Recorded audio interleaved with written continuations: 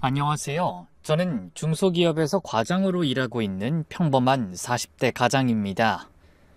사실 주변 친구들은 하나둘 아이들 자랑으로 시끌벅적한데 저희 부부만 덩그러니 아이 없이 살아오고 있었어요.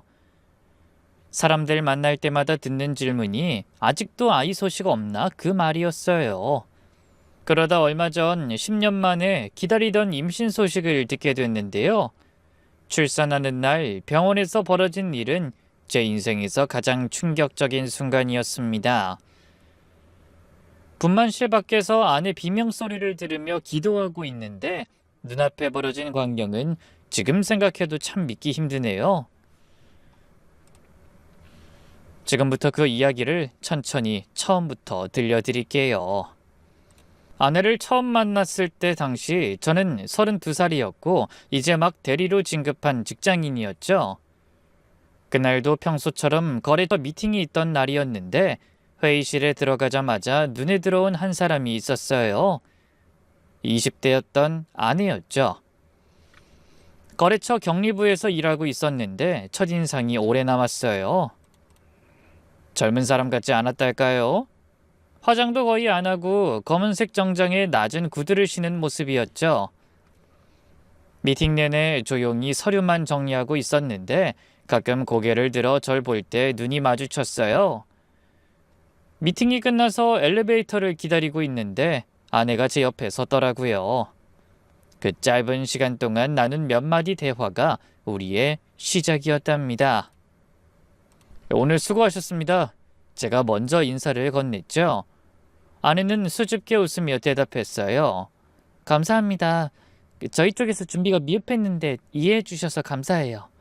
아니에요. 충분히 잘 준비해 주셨던데요. 덕분에 회의가 수월했습니다.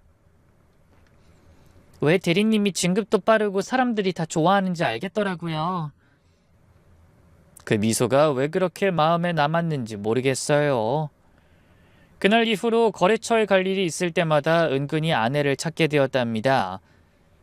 몇 번 만나다 보니 자연스럽게 커피도 마시고 점심도 같이 먹게 되었는데 한 번은 점심을 먹으며 이런 대화를 나눴어요. 주말엔 주로 뭐 하세요? 가족들이랑 보내시나요? 그 질문에 아내 표정이 확 어두워졌답니다. 한참을 망설이다가 입을 열었죠. 저는 가족들이랑 잘 안 만나요. 죄송해요. 제가 괜한 질문 드린 것 같네요. 아니에요. 그냥 거리를 두고 지내요. 그게 더 좋을 것 같아서. 그때 아내 눈에 눈물이 맺혔는데 보통 이런 말을 들으면 부담스러울 수도 있는데 이상하게 그런 쓸쓸한 모습이 제 마음을 더 끌어당겼답니다. 교제한 지 1년쯤 되었을 때였어요. 아내가 먼저 말했죠. 우리 엄마한테 같이 인사 갈래요? 결혼 전엔 봐야죠. 근데 미리 말할 게 있어요. 뭔데? 우리 집 좀 복잡해요. 오빠들도 있고 집도 생각보다 좋아서 놀랄 수도 있는데. 난 그런 거랑 상관없이 결혼해서도 우리 둘만 생각하면서 살고 싶어요. 무슨 말인지 잘 이해가 안 갔지만 일단 가보기로 했죠. 강남 한복판 50평대 아파트 앞에 섰을 때 정말 놀랐어요. 당시 시세로 10억은 훌쩍 넘는 집이었거든요. 현관문이 열리고 장모님이 나오셨는데 우아한 차림새에 말씀하시는 것도 교양이 넘치시더라고요. 어머, 우리 딸이 드디어 누굴 데려왔네요. 어서 와요. 거실에 들어가니 형님들이 소파에 앉아 있었어요.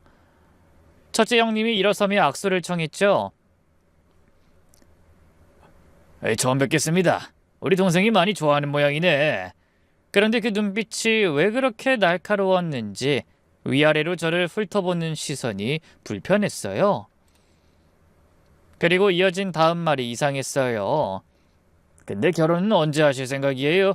동생 나이도 있고 빨리 해야 하지 않나요? 저희가 천천히. 둘째 형님이 끼어들었어요. 천천히요? 그럴 거 있어요. 우리 동생 30 전에는 시집 보내고 싶은데. 내년 봄은 어때요? 뭐 인사까지 올 정도면 진지하게 만난다는 뜻 아니에요? 우리 동생 진짜 괜찮아요. 빨리 결혼하세요. 늦으면 후회할 수도 있어요. 아내가 당황하며 말했지만 형님들이 어쩐지 더 적극적이었어요.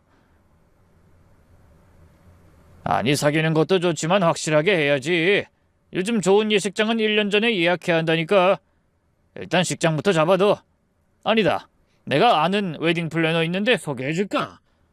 오빠 제발, 우리가 알아서 할게. 장모님이 차를 내오시며 말씀하셨어요. 얘들아, 너무 서두르지 마라. 둘이 알아서 할 문제지. 그리고 만나보면서 천천히. 그런데 첫째 형님이 장모님 말을 자르며 말했어요. 아이, 엄마, 천천히 하다가 애 나이만 먹어. 빨리 결혼하고 빨리 그 가정도 꾸려야죠. 둘째 형님이 절 보며 다그쳤어요. 진짜 우리 동생이랑 결혼할 생각인 거죠? 그냥 뭐 연애만 하는 건 아니고? 당연히 결혼 생각하고 만나고 있습니다. 그럼 빨리 날짜 잡아요. 다음 달에 상견례하고 봄에 결혼하면 딱이네. 아내가 벌떡 일어나며 소리쳤어요. 내 일은 내가 알아서 해. 내 결혼은 이제 내가 결정할 거야. 첫째 형님이 의미심장한 눈빛으로 아내를 봤어요. 좋은 사람 만났으면 빨리 결혼하는 게 맞지. 그리고 빨리 애도 낳고 해야 우리 집안에 좋은 일 생기지 않겠어? 무슨 소리야. 엄마, 우리 이제 가볼게요. 아내가 제 손을 잡고 일어섰어요. 결국 30분도 안 돼서 집을 나왔죠. 아내는 현관을 나서자마자 눈물을 터뜨렸어요. 미안해. 우리 오빠들 진짜 왜 저러는지. 괜찮아요. 동생 결혼 걱정하는 거지. 걱정하는 게 아니라 아니야. 우리 집 보고 이상하다고 생각하면 지금이라도 그만 만나도 돼. 정말이야. 우리 집은 너무 복잡해.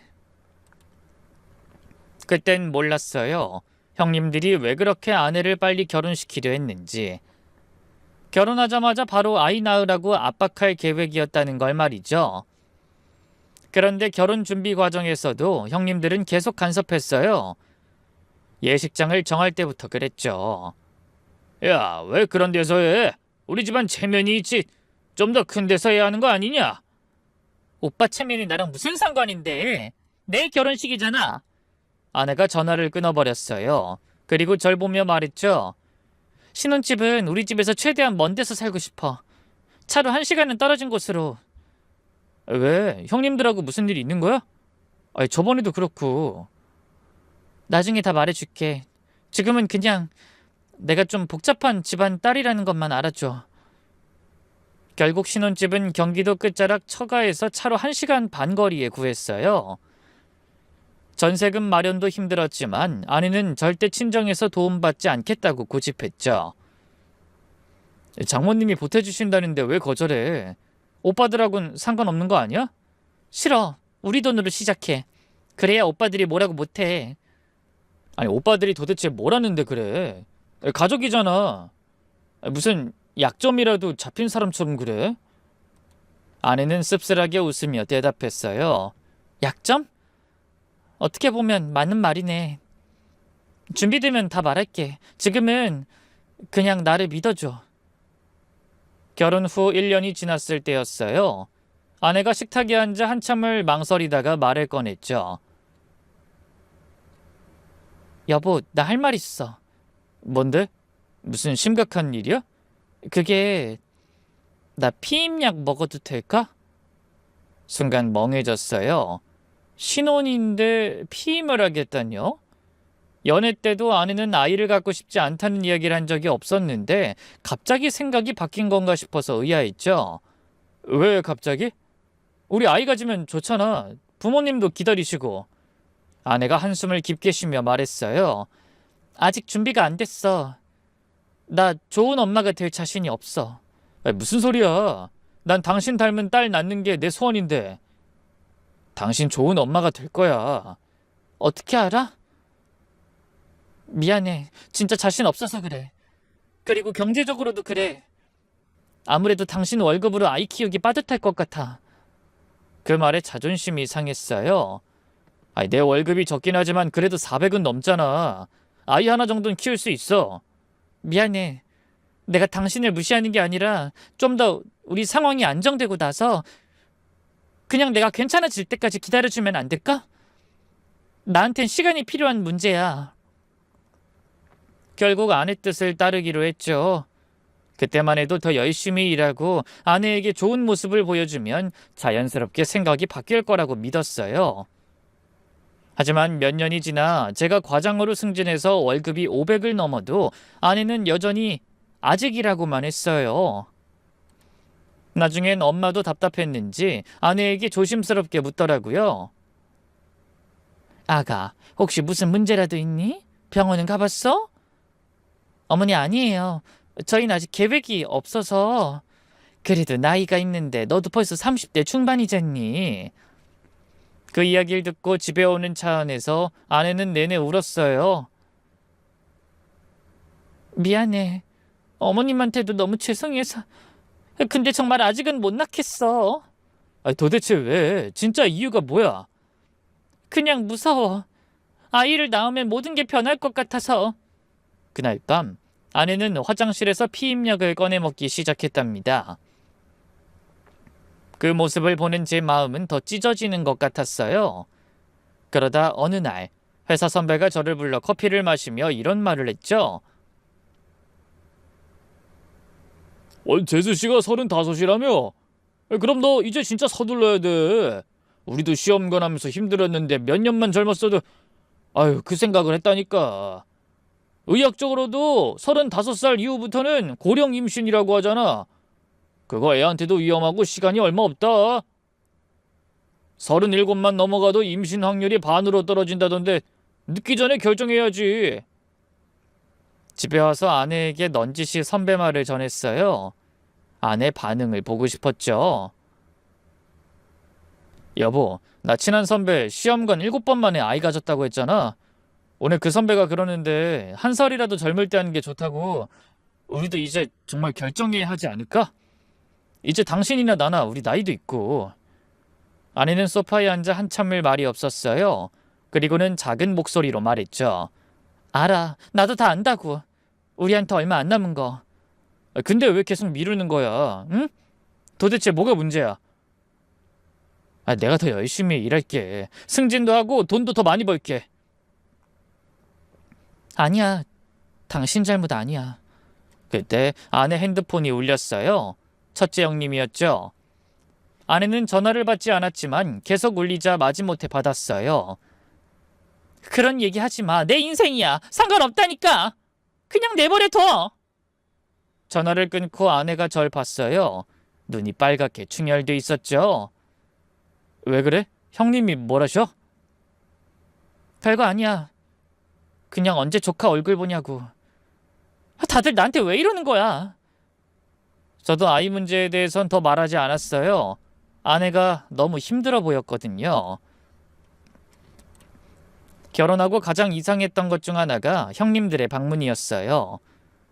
초반엔 워낙 아내가 가족들과 거리를 두려는 게 눈에 보이니 형님들이 노력하는 거라고 생각했죠. 그런데 결혼한 지 5년이 지났는데도 한 달에 한 번이던 게 2주에 한 번 꼴이 되니 이상하게 생각할 수밖에 없었어요. 그날도 일요일 오후였는데 초인종이 울렸어요. 누구세요? 나야, 문 좀 열어봐. 아내 얼굴이 확 굳어졌어요. 마지못해 문을 열어줬더니 첫째 형님이 들어왔죠. 아직도 이 좁아터진 데서 사네? 이제 좀 넓은 데로 옮기지. 우리 동생이 이런 좁은 데서 사는 거 보니 안타깝네. 오빠가 상관한 일 아니라니까. 내 동생 걱정되니까 그렇지. 왜제? 우리 동생 잘 챙기고 있지? 형님이 소파에 앉으며 의미심장하게 웃었어요. 결혼한 지 5년이 됐는데 아직도 애가 없네. 혹시 남자 구실 못하는 건 아니지? 순간 선 넘는 형님 말에 열이 확 올라왔어요. 무슨 말씀이십니까, 형님? 그건 저희 둘이 알아서 할 일입니다.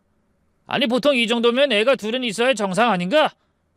우리 동생이 멀쩡한데 애가 없다는 건 매지한테 문제가 있다는 거잖아. 아내가 부엌에서 뛰어나왔어요. 오빠, 무슨 소리야? 이 사람한테 당장 사과해. 아니, 사랑하는 조카 보고 싶다는데 잘못이야? 너 설마 일부러 안 낳는 거 아니지? 그러더니 저를 위아래로 훑어보며 말했죠. 혹시 병원은 가봤어? 요즘은 남자 불임도 치료 가능하다던데.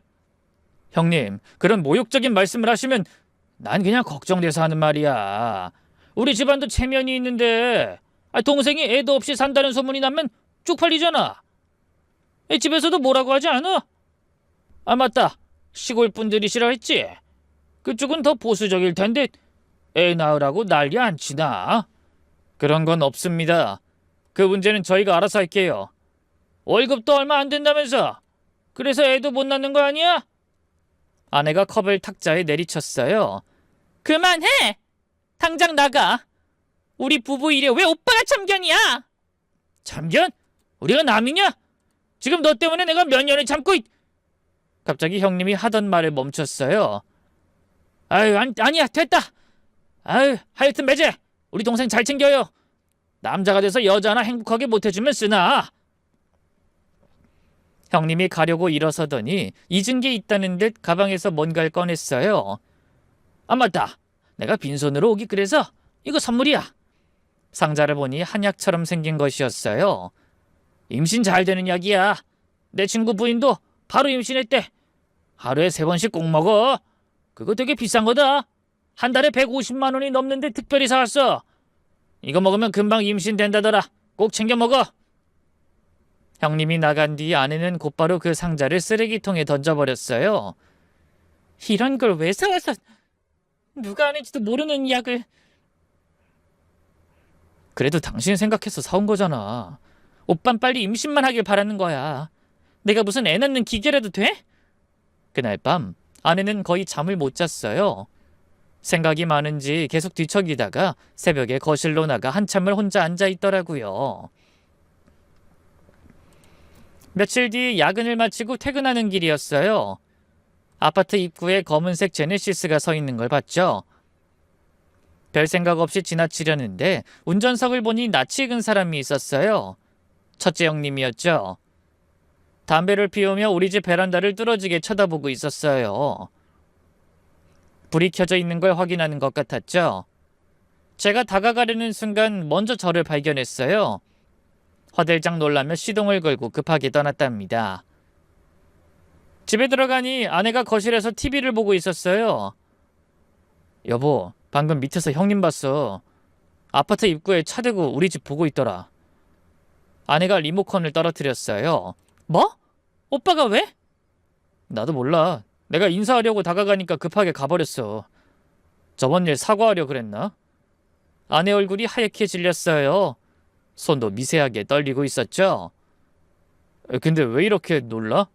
아니야, 그냥 오빠가 왜 또 찾아왔을까 싶어서. 일주일 후 또 같은 일이 있었어요. 그날은 편의점에서 맥주를 사고 나오는데 주차장에 그 제네시스가 또 보이더라고요. 자세히 보니 이번엔 둘째 형님이었어요. 형님, 여기서 뭐 하시는 거예요?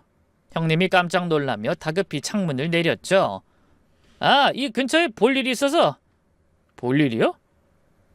아니, 여기까지 오셨으면 저한테라도 연락하시지. 아이, 그게 요즘 선영이가 연락이 더 안 돼서 늦은 시간이라 그냥 가려던 참이었어. 더듬거리면서 말하는 걸 보아 거짓말인 게 뻔했지만 더 추궁하지 않았어요. 집에 와서 아내에게 또 말했더니 이번엔 아내가 정말 무너져 내렸어요. 이제 그만, 제발 그만 좀 했으면 좋겠어. 뭘 그만해? 도대체 무슨 일이 있는 거야? 나한테 언제 말해줄 건데? 우리 부부잖아. 근데 무슨 비밀이 그렇게 많아? 당신한테 난 대체 뭐야? 아내가 울면서 말했어요. 미안해. 정말 미안해. 하지만 당신이 이 일에 엮이면 안 돼. 그냥 내가 싫어. 그날 밤 저는 잠을 이룰 수 없었어요. 아내가 도대체 무슨 일에 엮여 있다는 건지, 또 형님들은 왜 아내를 걱정한다고 하면서 감시하는 건지 도무지 이해할 수 없었죠. 불안해질수록 아내는 피임약을 꼬박꼬박 더 챙겨 먹었어요. 작은 알약 하나를 입에 넣고 삼키는 그 일련의 과정을 지켜보는 게 고문 같았답니다. 어느 날 아침, 더 이상 그 모습을 그냥 보고 참을 수 없어서 말했어요. 그거 언제까지 먹을 거야? 아내가 놀라서 절 봤어요. 왜 그래, 갑자기? 내가 그렇게 무능해 보여? 못 믿겠냐고? 아이 하나도 못 키울 것 같아? 대답해봐!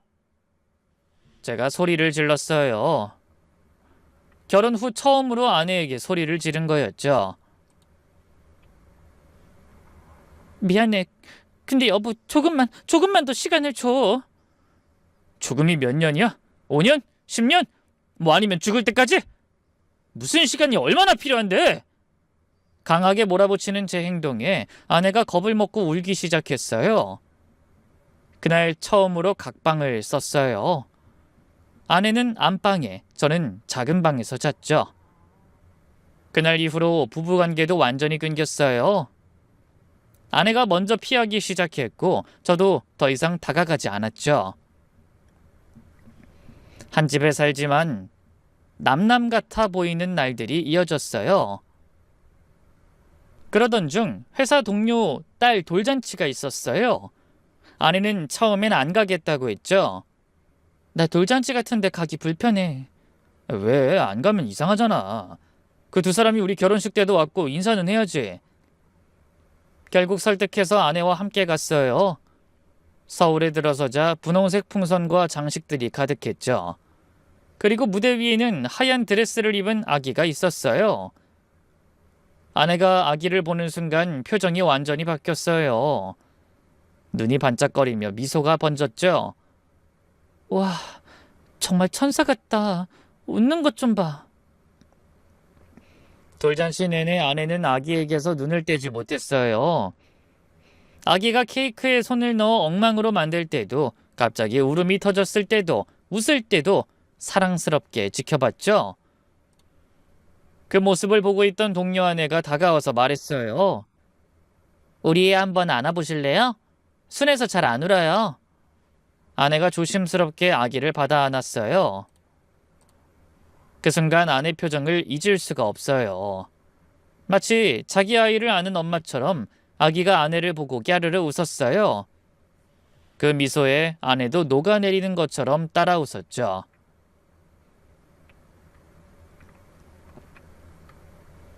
집에 돌아오는 차 안에서 아내는 계속 말했어요. 정말 귀엽지 않았어? 특히 웃을 때 보조개 들어가는 게 너무 예쁘더라. 우리도...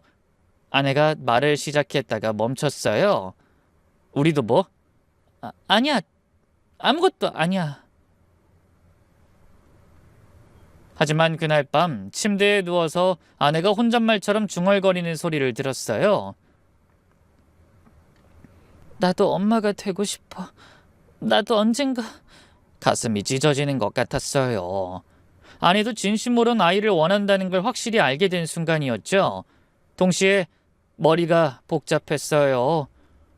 도대체 무엇이 계속 아내를 막고 있는 걸까? 제 관심사가 육아에 있다 보니 인터넷을 하다가도 그런 글들이 먼저 눈에 띄더라고요.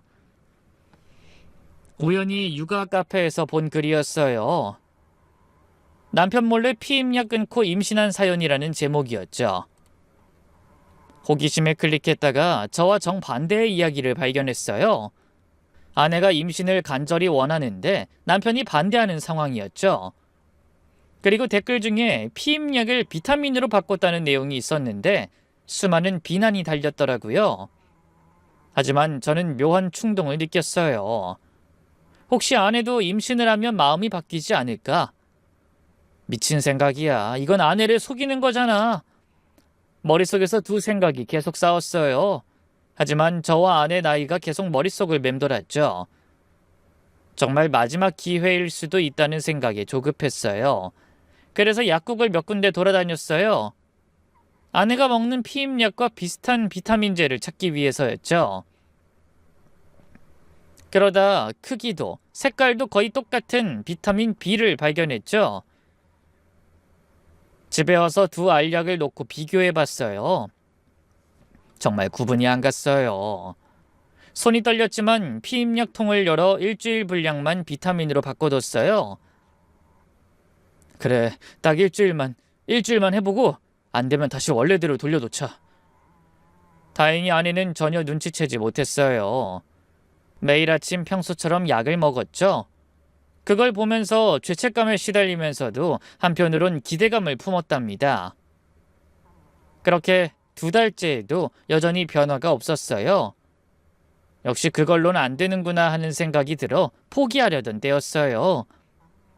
3달쯤 지났을 때 아침부터 아내가 화장실에서 나오지 않았어요. 여보, 괜찮아? 어디 안 좋은 건 아니지? 응, 잠깐만. 대답하는 목소리가 떨리고 있었어요. 10분쯤 지나 아내가 문을 열고 나왔는데 얼굴이 하얗게 질려 있었어요. 손에는 임신 테스트기가 들려 있었죠. 2줄이 선명했어요. 여보, 나 임신한 것 같아. 손이 떨리는 아내를 보니 심장이 쿵 내려앉았어요. 기쁨보다 죄책감이 먼저 밀려왔죠. 정말? 확실해? 3번이나 했는데 다 2줄이야. 근데 이상해. 피임약 꼬박꼬박 먹었는데. 아내가 혼란스러워하는 모습을 보니 가슴이 아팠어요. 일단 병원 가보자. 정확하게 확인해보자. 병원 가는 내내 아내는 말이 없었어요. 계속 배를 만지작거리며 깊은 생각에 잠겨있는 표정이었죠. 산부인과 대기실에서 기다리는 동안 아내가 제 손을 꽉 잡았어요. 여보, 만약 정말 임신이라면 어떡할까? 당신은 준비됐어? 아빠 될 준비? 그럼 난 당신 처음 만났을 때부터 이 순간만 기다리고 있었지. 초음파 검사를 받았어요. 의사 선생님이 모니터를 보며 미소를 지었죠. 축하드려요. 임신 8주네요. 여기 보이시죠? 이게 아기예요. 심장 소리 들어보실래요? 쿵, 쿵, 쿵, 쿵. 작지만 힘찬 심장 소리가 진료실에 울려 퍼졌어요. 그 순간 아내가 울음을 터뜨렸어요. 선생님, 정말 이게 우리 아기 심장 소리예요? 네, 아주 건강하게 뛰고 있네요. 심박수도 정상이고요. 의사 선생님이 나가고 아내와 둘만 남았을 때 아내가 배를 쓰다듬으며 중얼거렸어요. 미안해, 아가야. 엄마도 널 만나고 싶었어. 우리한테 와줘서 고마워, 정말로. 그리고 절 보며 말했죠. 여보, 정말 운명인 것 같아. 이 아이가 정말 우리한테 오고 싶었나 봐. 그럼 운명이지. 정말? 미안해. 어쩌면 마지막 기회일지도 모르잖아. 나을게. 우리한테 와준 소중한 아이인데 좋은 엄마가 될 수 있을진 모르겠지만 최선을 다해볼게. 아내가 제 손을 잡고 이마에 대며 말했어요. 고마워. 그동안 참고 기다려줘서. 나 때문에 많이 힘들었지. 눈치도 많이 보고. 정말 미안하고 고마워. 그 말을 듣는 순간 눈물이 났어요. 아내가 저에게 이렇게 고마워하는데 사실 제가 한 짓을 알면 얼마나 배신감을 느낄까 생각하니 가슴이 찢어질 것 같았죠. 모든 걸 고백하고 싶었어요. 하지만 아내의 행복한 표정을 보니 차마 말할 수가 없었답니다. 아니야, 내가 더 고마워. 우리 아기 낳아줘서. 병원을 나와 차를 타자마자 아내의 표정이 변하기 시작했어요. 방금까지의 행복한 표정은 사라지고 불안함이 가득했죠. 여보, 이 일 아무한테도 말하면 안 돼? 특히 우리 가족들한테는. 왜? 다들 축하해 줄 텐데. 안 돼, 절대 안 돼. 특히 오빠들한텐 절대로. 아내의 목소리가 떨렸어요. 손도 덜덜 떨고 있었죠. 집에 도착하자마자 아내는 핸드폰 번호부터 바꾸기 시작했어요. 뭐 하는 거야, 갑자기? 번호 바꾸려고. SNS도 다 지울 거야. 아기 낳을 때까지 아무도 모르게 해야 해. 도대체 왜 그러는 거야? 임신은 축복받을 일이잖아. 형님들도 기다리는 눈치던데. 아내가 겁에 질린 눈으로 절 봤어요. 마치 뭔가에 쫓기는 사람 같았죠. 그냥 우리 아기 낳을 때까지만 조용히 지내자. 응? 제발 부탁이야. 아니, 뭘 그렇게 무서워해? 형님들이 어떻게 한다는 거야? 말 좀 해봐. 난 당신 남편이야. 아내가 한참을 망설이다가 입을 열었어요. 만약 오빠들이 내가 임신한 걸 알면 아기를 빼앗으려 할지도 몰라. 뭐? 그게 무슨 말도 안 되는... 더 이상 묻지 마. 그냥 부탁 하나만 들어줘. 아기 낳을 때까지 비밀로 해줘. 그날 저는 결심했어요. 더 이상 아내의 비밀을 모른 척할 수 없다고. 아이가 생기기 전까지만 해도 아내가 말해주길 기다려보려 했지만 아내와 아기를 지키려면 진실을 알아야 한다는 생각이 들었어요.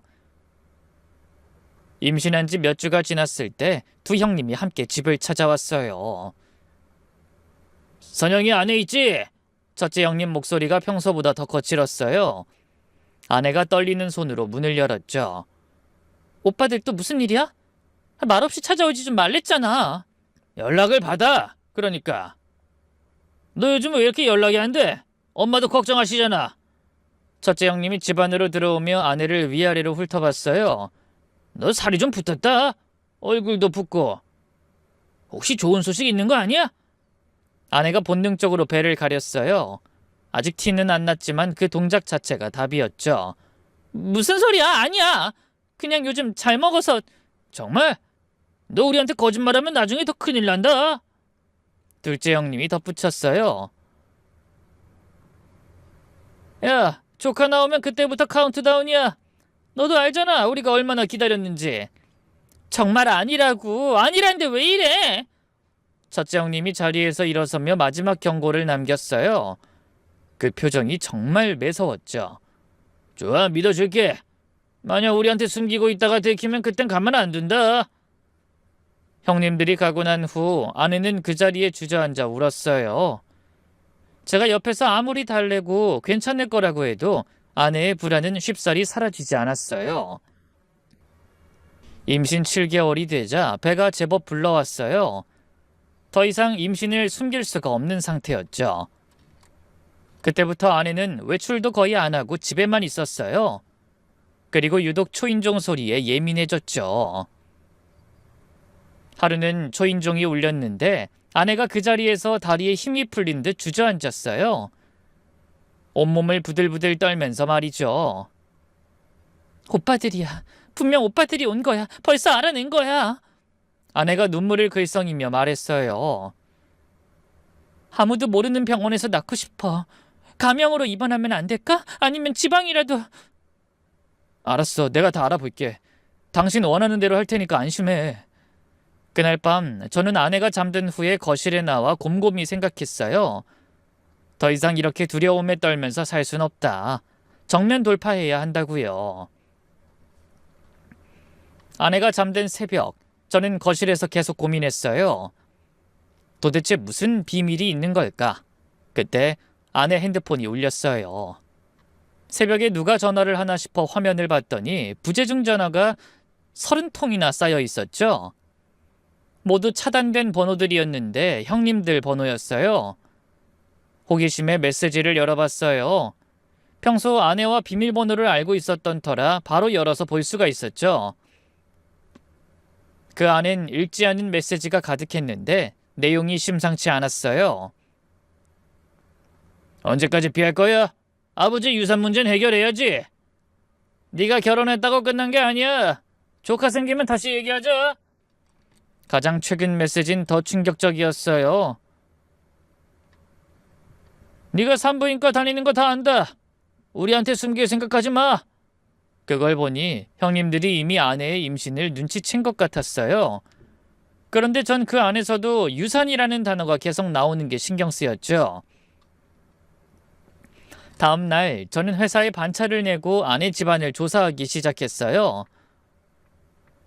아내가 자세하게 말해주진 않았지만 장인어른이 예전에 사업을 크게 하셨다는 사실은 알고 있었거든요.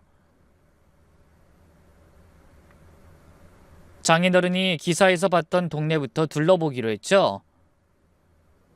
가장 먼저 오래된 부동산을 찾아갔어요. 간판에 30년 전통이라고 써 있더라고요. 나이가 지긋한 어른이라며 아마 동네에 돈 꽤나 있었던 집에 대해서 알 것 같았거든요. 사장님, 혹시 이 동네 오래 사셨나요? 아이 그럼 여기서 태어났는데 무슨 일이신지? 혹시 김형택 사장님이라고 아세요? 이 동네에서 자동차 부품 회사 하셨던. 장인어른 이름이 나오자 부동산 사장님 표정이 확 바뀌었어요. 아이고, 그 양반 참 안 됐지. 예전에 돌아가셨잖아. 근데 자넨 누군데? 저 그분 사위입니다. 아, 막내딸 있었지? 아이, 그 집딸이 참 고생 많았어. 아버지 돌아가시고 나서 오빠들이. 사장님이 말을 멈추고 저를 살폈어요. 의심 가득한 눈빛이었죠. 자네 정말 사위 맞아? 네, 남편입니다. 뭐라도 좋으니 얘기 좀 해주세요. 부탁드려요. 사장님이 한숨을 쉬며 커피를 타주셨어요. 짧게 끝나는 이야기가 아닌 것 같았죠. 그 집안 사정 알고 결혼했어? 잘 모르고 했는데 요즘 이상한 일이 많아서요. 그 아내가 많이 힘들어하고 있어요. 그럴 만도 하지. 김 사장이 죽기 전에 큰 돈을 만졌거든. 특허인가 뭔가 팔아서 소문엔 15억인가 받았다던데, 그때 돈으로 15억이면 어마어마하지. 15억이요? 그래, 온 동네가 난리였어. 근데 문제는 아들들이 그 돈 가지고 서로 싸우고. 그때 옆 테이블에 있던 할머니가 끼어들었어요. 아이고, 그 집 아들들 정말 속 많이도 썩였지. 큰애는 주식한다고 돈 날려먹고, 둘째는 사업한다고 빚만 지고, 아버지 닮은 애가 한 명이 없어. 어떻게 된 게? 부동산 사장님이 고개를 끄덕였어요. 아이, 그러니까 그래서 김 사장이 유언을 특이하게 했다던데, 그 아들들 때문에. 어떻게요? 할머니가 목소리를 낮췄어요.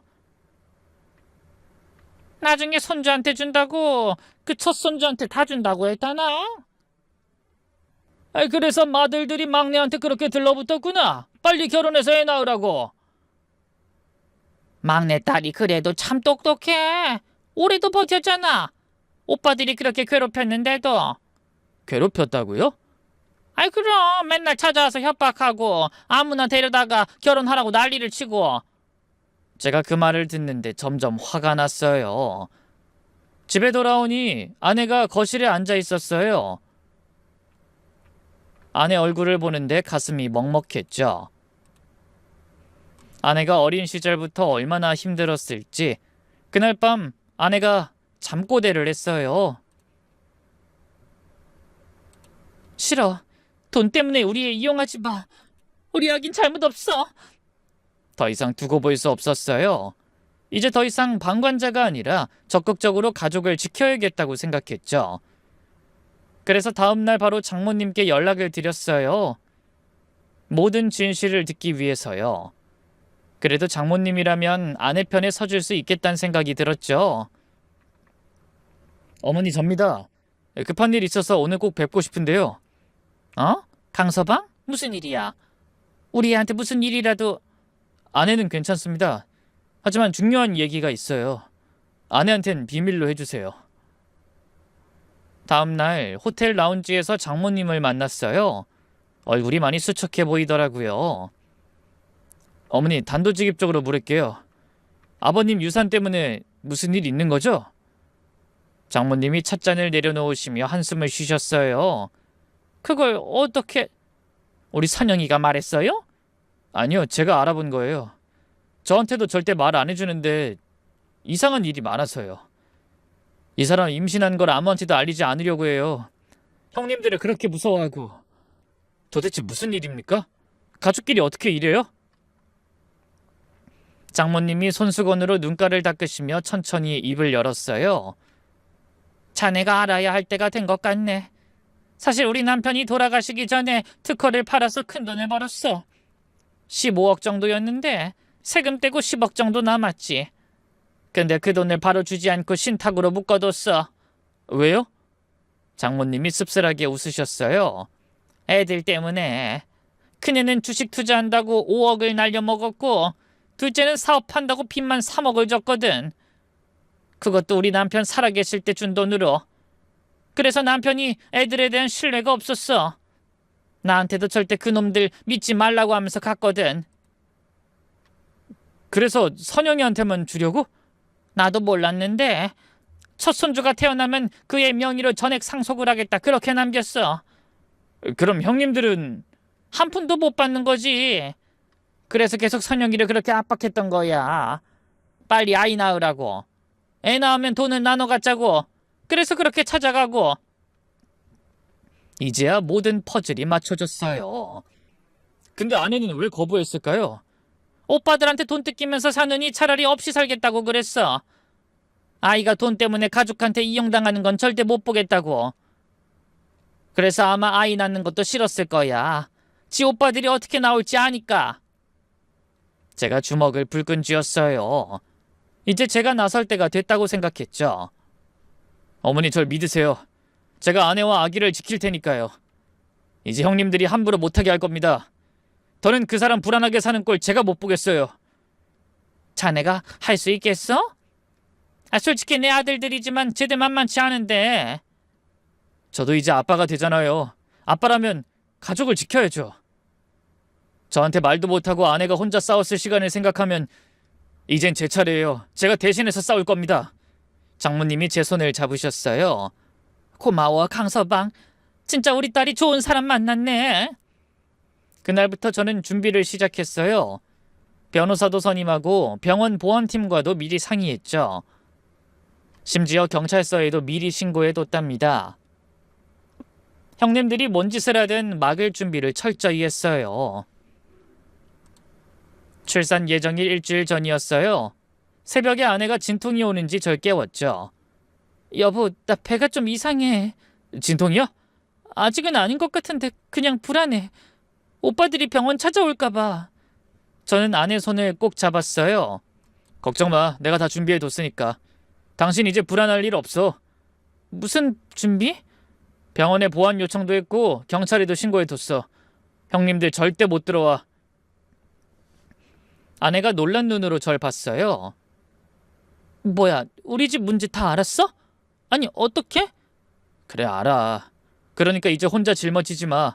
모든 건 우리가 함께 해결하는 거야. 아내가 울음을 터뜨렸어요. 미안해. 정말 미안해. 언젠간 말해야지 하면서도 당신한테 차마 말을 못했어. 괜찮아. 당신 마음 이해해. 이제부턴 내가 앞에 설게. 병원에 도착했을 때 이미 제가 섭외한 보안 요원 2명이 대기하고 있었어요. 아내가 듬직한 두 사람을 보더니 눈이 동그래져서 절 보며 물었어요. 이분들 누구야? 아까 말한 오늘 우리를 지켜줄 분들이야. 형님들이 와도 못 들어오게 막을 거거든. 아내는 진통이 점점 더 심해졌어요. 아내가 이를 악물며 죽을 만큼 고통스러워하는 모습을 보니 가슴이 찢어질 것 같았답니다. 분만실에 들어간 지 2시간이 지났을 때쯤 병원 로비가 소란스러워졌죠. 불길한 예감이 들어서 내려가 봤더니 역시나였죠. 두 형님이 간호사들을 둘러싸고 있더라고요. 덩치 큰 남자까지 대동하고 말이죠. 김선영, 내 동생 여기 입원했을 텐데 몇 호실입니까? 우리가 직계 가족이라니까요. 우리가 걔 친오빠야. 둘째 형님이 안내 데스크를 손바닥으로 쾅쾅 치기 시작했어요. 야, 병실 안 알려줘? 내가 누군지 알아? 여기 병원장 불러. 제가 천천히 다가갔어요. 이제 피할 수 없는 시간이었죠. 형님들, 여기서 이러시면 안 됩니다. 첫째 형님이 절 발견하고 달려들 듯이 다가왔어요.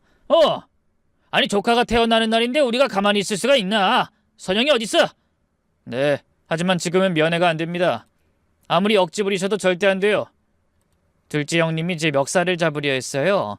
바로 그때 제가 미리 대기시켜둔 병원 보안팀 5명이 나타났어요. 무슨 일이십니까? 이분들 좀 제지해주세요. 산모가 안정을 취해야 해서 면회 거부했습니다. 첫째 형님이 발악했어요. 뭐? 면회 거부? 우리가 남이야? 내 동생이랑 곧 태어날 조카 보러 왔다니까? 그때 형님들이 데려온 변호사가 나섰죠. 저는 김 변호사입니다. 이분들은 정당한 상속권자로서 권리가 있습니다. 그러자 제 뒤에서 누군가 걸어 나왔어요. 제가 고용한 변호사였죠. 저는 산모 측 법률 대리인 박 변호사입니다. 무슨 권리 말씀이신지? 김영택 씨 유산 상속 조건이 첫 손주 출생이지 않습니까? 맞습니다. 하지만 손주의 어머니가 법적 보호자죠. 삼촌들에겐 아무 권리가 없습니다. 그때 간호사가 뛰어왔어요. 보호자님, 아기 낳으셨어요. 건강한 아들이에요. 빨리 오세요. 순간 로비가 조용해졌다가 첫째 형님이 크게 웃었어요. 됐어! 드디어 됐어! 10년 만에 드디어! 둘째 형님도 돈 떨어지는 소리가 들리는지 흥분했죠. 하하하하! 드디어! 이제 아버지 돈 받을 수 있는 거지? 아, 우리 살았다! 그런데 바로 뒤에서 형님들이 저를 쫓아왔어요. 그러더니 저를 붙들기까지 했어요. 동생 병실 어디야? 당장 데려가! 어? 나오세요! 그 손 떼라고요! 제가 형님 손목을 비틀어 떼어냈어요. 형님이 놀란 표정으로 저를 봤죠. 뭐야? 감히 나한테 지금 형님이기 전에 제 아내를 괴롭힌 사람들이지 않습니까? 저랑 말이 안 통한다고 생각하자 둘째 형님이 간호사에게 가더니 소리를 쳤어요. 간호사들이 겁에 질려 뒷걸음질을 쳤어요. 그때 첫째 형님이 병원 직원 명찰을 보더니 더 강하게 협박했죠. 너희 이름 다 적어놨어. 나중에 고소할 거야. 가족 면회방해죄로. 저는 간호사를 따라 신생아실로 갔어요. 유리창 너머로 보이는 작은 아기, 제 발가락 모양까지 쏙 빼닮은 제 아들이었죠. 그 순간 뭔가 가슴속에서 뜨거운 게 올라왔어요. 내가 정말 아빠가 됐구나. 이제 이 아이와 아내를 목숨처럼 지켜야 돼. 형님들은 신생아실까지 따라왔어요. 첫째 형님이 유리창을 두드리며 소리쳤죠. 저기다! 우리 조카! 10억짜리 황금 조카구나! 야, 사진 찍어! 증거 남겨야지! 둘째 형님은 핸드폰을 꺼내 동영상을 찍기 시작했어요. 자, 여기 보세요. 오늘 태어난 우리 조카입니다. 이제 유산받을 자격 생겼습니다. 신생아실 간호사가 나와서 제지했어요. 여기서 이러시면 안 됩니다. 아기들이 놀라요. 뭐? 우리 조카 보는 게 죄야? 그때 제가 형님들 앞을 막아섰어요. 더 이상 참을 수 없었죠. 형님들, 정말 이렇게까지 하실 겁니까? 비켜! 네가 뭔데 가로막아! 첫째 형님이 저를 밀쳤어요. 하지만 저는 꿈쩍도 하지 않았죠. 이 아이의 아빠죠. 그리고 형님들로부터 제 가족을 지킬 의무가 있는 사람이고요. 가족? 우리도 가족이야! 가족이 10년 동안 임신한 여동생을 감시하고 협박합니까? 가족이 돈 때문에 갓 태어난 조카를 황금 조카라고 돈처럼 봅니까? 둘째 형님이 주먹을 들어 올렸어요. 이 새끼가 어디 우리한테... 바로 그때 병원 보안팀 10명이 우르르 나타났어요. 제가 미리 요청해둔 거였죠. 무슨 일이십니까? 이분들 내보내주세요. 산모와 신생아에게 위협이 됩니다. 첫째 형님이 발악했어요. 뭐? 위협? 우리가 삼촌인데 정당한 권리가 있다고? 그 순간 휠체어를 타고 나타난 사람이 있었어요. 아내였죠. 창백한 얼굴이었지만 전과 다르게 눈빛만은 강했어요. 오빠들 그만해! 딱 좋은 타이밍에 왔네. 자, 이제 이야기 좀 하자. 아버지 돈 어떻게 나눌 거야? 첫째 형님이 다가오려 하자 제가 막아섰어요. 경고했어요. 더 이상 다가오지 마세요. 야, 내 동생이랑 얘기하는데 네가 뭔데 막아? 그때 아내가 입을 열었어요. 목소리는 떨렸지만 단호했죠. 10년이야. 자그마치 10년 동안 날 얼마나 괴롭혔는지 알아? 괴롭히다니 우린 정당해. 새벽에 집 앞에서 감시하는 게 정당해요? 빨리 임신하라고 협박하는 게 정당하냐고! 심지어 산부인과까지 미행했잖아. 난 하루도 편하게 산 적이 없었어. 둘째 형님이 변명했어요. 아이, 그건 네가 연락도 안 받고 우리를 계속 피하니까. 오빠들이 날 돈벌이 수단으로만 보니까. 내 아이를 돈으로 취급할 생각이었잖아. 첫째 형님이 주변을 의식하며 목소리를 낮췄어요. 아이, 선영아, 너 힘든 거 아닌데. 여기서 이러지 말고 우리 조용히 이야기하자. 조용히요? 오빠들이 병원을 이 난리로 만들어 놓고? 그때 엘리베이터에서 또 다른 사람이 나왔어요. 제가 선임한 박 변호사였죠. 안녕하세요. 산모 측 법률 대리인입니다. 형님 쪽에서 선임한 변호사가 기다렸다는 듯 다가갔어요. 저랑 얘기하시죠. 이 건은 간단합니다. 이제 상속 협의를... 박 변호사가 서류를 꺼내며 단호하게 말했어요. 네? 저흰 협의할 게 없습니다. 여기 신탁 계약서 원본 보세요. 모두가 서류를 들여다봤어요. 본인의 전 재산은 신탁으로 설정하며 첫 손주가 태어날 시 전액 상속한다. 다른 상속인의 유류분은 인정하지 않는다. 여기 이렇게 정확하게 명시돼 있네요. 형님들 측 변호사가 당황했어요. 이건 공증도 받았고 신탁 설정도 정확합니다. 두 분께는 단 1원의 권리도 없습니다. 첫째 형님이 무릎을 꿇었어요. 이럴 수가. 아니야. 우리가 10년을 기다렸는데. 둘째 형님은 벽을 주먹으로 쳤어요. 아버지가 어떻게 이럴 수 있어? 우리도 자식인데. 박 변호사가 마지막 서류를 꺼냈어요. 그리고 이건 접근금지 가처분 신청서입니다. 앞으로 산모와 신생아에게 100m 이내 접근 시 법적 조치를 취하겠습니다. 형님들 측 변호사가 서류를 검토하더니 고개를 저었어요. 죄송합니다. 지금으로선 저희가 할 수 있는 게 없네요. 포기하시는 게... 뭐 포기? 우리가 왜? 넌 돈을 얼마나 줬는데 포기라는 소리를 해? 첫째 형님이 변호사 멱살을 잡았어요. 당신 뭐야? 왜 돈 받고 이 짓이야? 그때 아내가 마지막으로 말했어요. 휠체어에서 몸을 일으켜 세우며 떨리는 다리로 서서 형님들을 똑바로 바라봤죠. 오빠들 잘 들어요? 아내 목소린 차갑고 단호했어요. 10년 동안 날 감옥에 가둔 건 오빠들이었어요. 사랑하는 사람과 결혼했는데도 행복할 수 없었고 아이를 갖고 싶어도 가질 수 없었어요. 왜? 오빠들이 내 아이를 돈으로 보고 이용할 게 뻔했으니까. 너 정말 이럴 거야? 우리가 너 오빠인데. 아내가 비웃었어요. 오빠? 오빠가 동생 집 앞에서 새벽까지 감시해? 오빠가 임신하라고 협박해? 오빠가 동생을 10억짜리 자판기로 봐? 진짜 오빠였다면 이렇게 하지 않았겠지. 오빠들은 10년 전에 이미 가족이길 포기했어. 첫째 형님이 다가오려 하자 아내가 손을 들어 막았어요. 한 발짝만 더 오면 경찰에 신고할 거야. 어디 해봐. 스토킹, 협박, 강요. 그동안 오빠들이 한 짓 전부 증거 있어요. 녹음도 있고 CCTV도 있고 증언도 있어. 둘째 형님이 당황했어요. 뭐라고? 오빠들이 한 말, 한 행동 전부 기록해뒀어. 필요하면 법정에서 공개할 수도 있어. 아내가 한 걸음 더 다가갔어요. 형님들이 오히려 뒷걸음질 쳤죠. 그리고 오빠들은 10년 전에 이미 가족 자격을 잃었어. 아버지 장례식 때 기억나? 장례식장까지 가서도 유산 얘기하던 거. 아버지 관 앞에서 얼마나 남겼을까 계산하던 거. 그때 난 오빠들이 아니라 독수리를 봤어요. 시체 앞에서 먹을 것만 노리는 독수리. 첫째 형님 얼굴이 파랗게 질렸어요. 그건 이제 끝이야. 오빠들과 난 남남이라고. 그리고 우리 아들한테 삼촌이랍시고 괜히 접근할 생각 하지도 마. 그 순간 바로 접근금지 신청할 거니까. 내 아들은 돈에 미친 삼촌들 없이 잘 자랄 거야. 둘째 형님이 바닥에 주저앉아 울부짖었어요. 10년이야.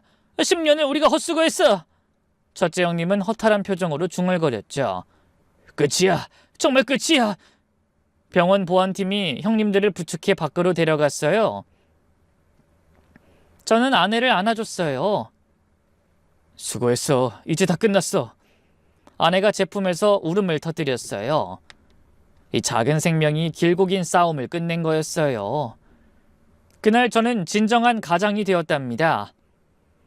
병실로 돌아온 후 아내가 모든 걸 털어놨어요. 여보, 정말 미안해. 처음부터 다 말했어야 했는데. 괜찮아. 이제야 이해가 돼. 왜 그렇게 아이 갖기를 두려워했는지. 사실 나도 아이가 너무 갖고 싶었어. 하지만 아이가 태어나면 오빠들이 돈 때문에 우리 가족을 갈기갈기 찢어놓을 게 뻔했거든. 조카 이름으로 사업하자, 조카 앞으로 대출받자, 끝이 없었을 거야. 차라리 돈 없이 살더라도 평화롭게 살고 싶었어. 제가 아내 손을 잡았어요. 갑자기 아내가 의미심장하게 웃었어요. 그리고 피임약 말이야. 사실 나도 알았어. 뭐? 비타민으로 바꾼 거. 약 색깔이 미묘하게 달랐거든. 목 넘길 때 상큼한 맛도 나고. 저는 충격을 받았어요. 아내가 이 사실을 알고 있을 줄은 꿈에도 몰랐거든요. 그럼 다 알면서도... 응. 사실 그때쯤 나도 결심했었어. 오빠들이 뭐라 하든 이젠 아기를 가져야겠다고. 더 피할 순 없다는 생각이 들었는데 당신이 먼저 행동해줘서 오히려 고마웠어. 우리는 서로를 보며 울었어요. 죄책감이 안도로 변한 순간 저도 활짝 웃었죠. 여보, 근데 진짜 고마운 거 알아? 뭐? 오늘 오빠들 앞에서 당신이 보여준 모습, 내가 가장이다 라고 당당히 맞선 모습, 그 모습 보는데 정말 든든하더라. 내가 그동안 왜 당신한테 말을 안 했을까 싶더라고. 이렇게나 강한 사람인데. 당연한 거잖아. 이제 우리 아들도 생겼는데 아빠가 강해져야지. 아내가 품에 안긴 아기를 보며 말했어요. 우리 아들은 돈보다 가족이 더 중요하다는 걸 아는 사람으로 키우자. 그날 밤 저는 처음으로 진짜 가장이 된 기분이었어요. 내 가족을 지킬 수 있는 힘이 생겼다는 걸 알았으니까요. 아마 아내도 저도 아이 덕분에 용기를 얻은 것 같았어요.